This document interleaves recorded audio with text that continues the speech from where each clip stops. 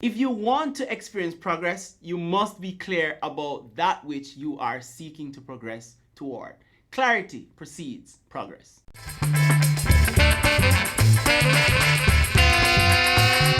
Hello Saxo friend, Kadrian here, the Sax Habit Coach, bringing you the best practice tips, tools and ideas to help you as a beginner saxophone player develop the practice habits and routines to master your saxophone faster. Now my purpose is to serve, motivate and to inspire you. So if it's your first time here, consider subscribing and remember to turn on that notification bell to be notified whenever I upload a new video on this channel. Do you have any saxophone goal or goals that you want to accomplish in 2021? Or have you ever set saxophone goals before and you just never ever achieve them? I'd appreciate if you leave a comment below to share your experience and the outcome. It will greatly help my channel. So I've set many goals, saxophone goals, in the past that failed.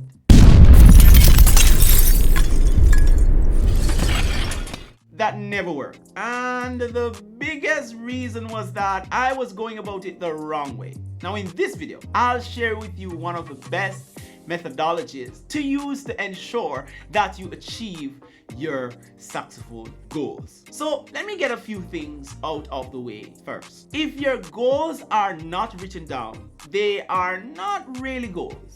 They are ideas, just a figment of your imagination that you only hope to accomplish on someday island. Now when setting goals, you must begin with the end in mind.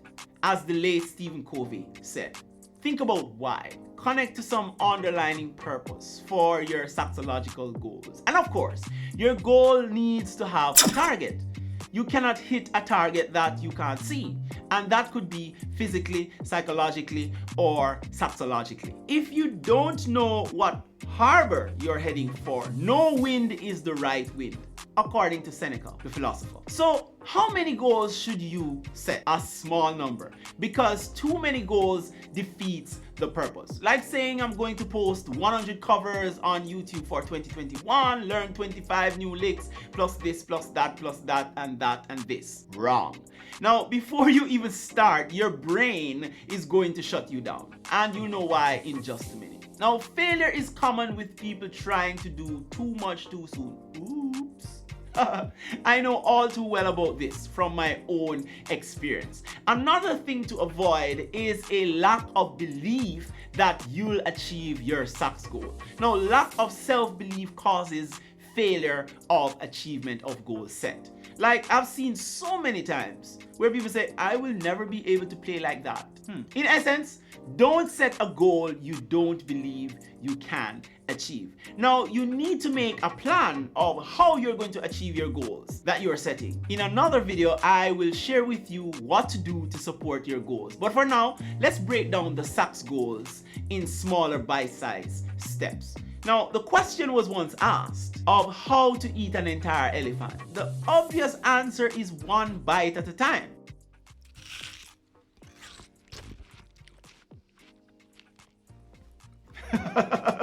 No offense to you animal lovers out there. I've never eaten an elephant, okay? Now, in order to achieve any of your sax goals, you'll need to give something up. A trade-off, you may call it. That means you may have to cut back on your TV watching time if you watch TV, or your social media time, so that you can practice more. And then you want to be very, very clear about the trade-off before attempting to put any time into your goal. Otherwise, you'll face lots of obstacles. Now, we don't plan to fail. We often fail to plan. The right way to achieve your sax goals is to set them the smart way, or use what is known as the SMART goals mnemonic. That is attributed to George T. Doran. You can go look him up for yourself. Now, we fail at our goals because those goals are not clearly defined. So let's use the SMART acronym within the ambit of our saxophone goals, SMART goals. So we'll start with the letter S, which means specific. So you identify exactly what it is you want to achieve. So for example, I want to be able to play the G major arpeggio using 16th notes over the entire range of my horn. If you only say you want to learn to play your arpeggios, that's vague. It has to be specific. Which arpeggio? Which key? Major or minor? 1 or 2 octaves on the sax, etc. M means measurable.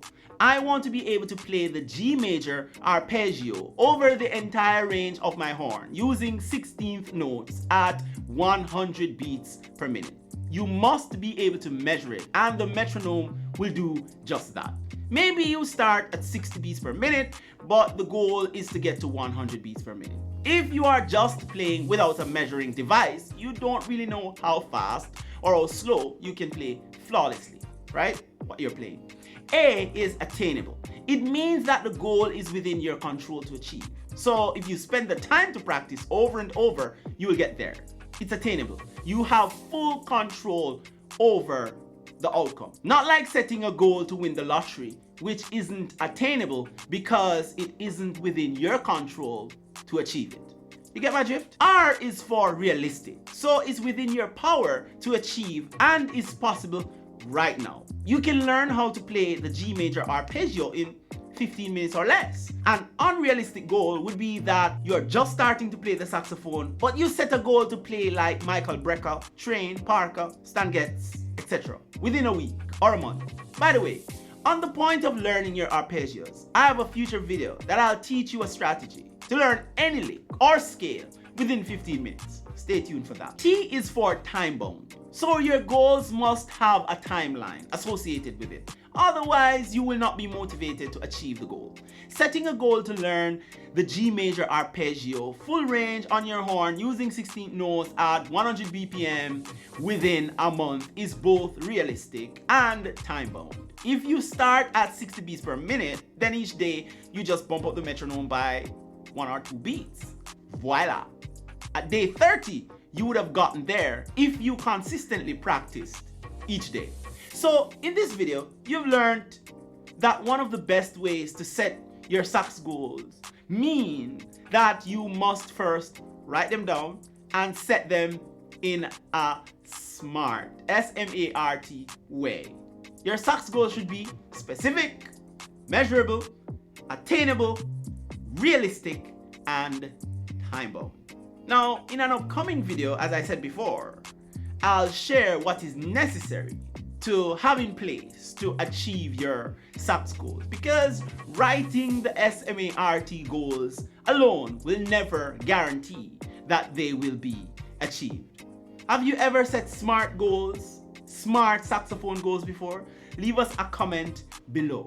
And as always, Saxo friend, push play until something happens. Peace.